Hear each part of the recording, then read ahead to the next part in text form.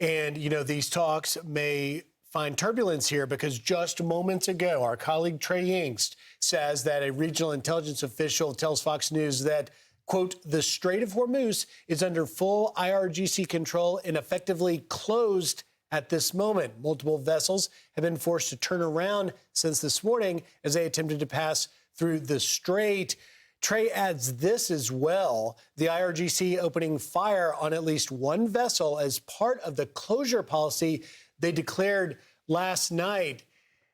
This is not at all the way President Trump suggested Iranian officials were cooperating with the strait. And we're going to talk in just a moment about how the markets, all the indices went up because of it. But the fact that Iran and the IRGC is effectively trying to step in and reassert control is not going to be met kindly with the president. No, it's definitely not as the president said it was going to be.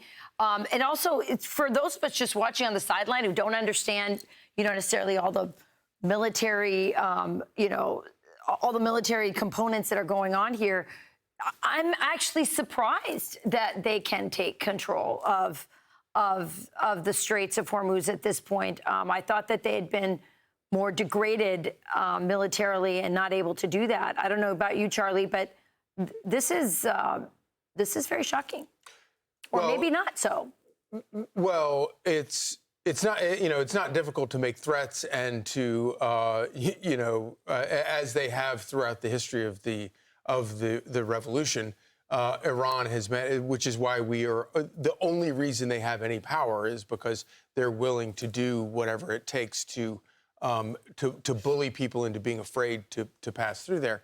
But the thing that I'm sort of baffled by here is I don't know what their long play is. If their long play is to try to get the world to come to their side, I don't think this is going to work.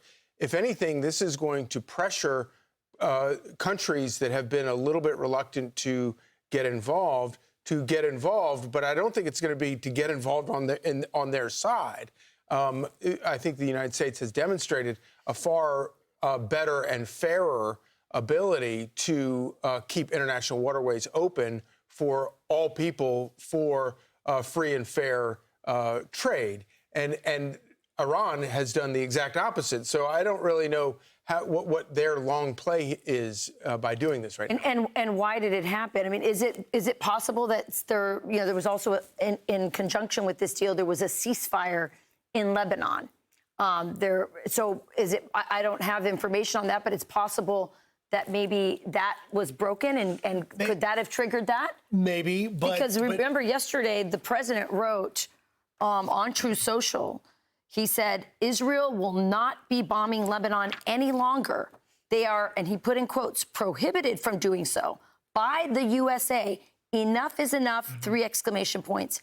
Thank you, President DJT. So, I don't know if this has anything to do with that, but that's a pretty strong statement to say publicly to Israel. It is, but to go back to a point you were making just a moment ago, Rachel, about Iran taking control of the strait, that's important because Iran did not, before the war started, ever have control of the strait. For the reason Charlie's mentioning, every strait on the planet under the UN's Convention on the Law of the Sea says no one controls it, and yet we have seen it. And in this statement from a regional intelligence official to Trey Yingst, saying that the Strait of Hormuz is under full IRGC control and effectively closed at this moment, adding that the IRGC has opened fire on at least one vessel, is a level of asserting control that Iran has never done. And so it's pushing its bounds.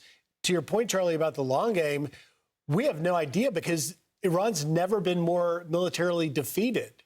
And their ability to take control of that strait would be in the greatest question.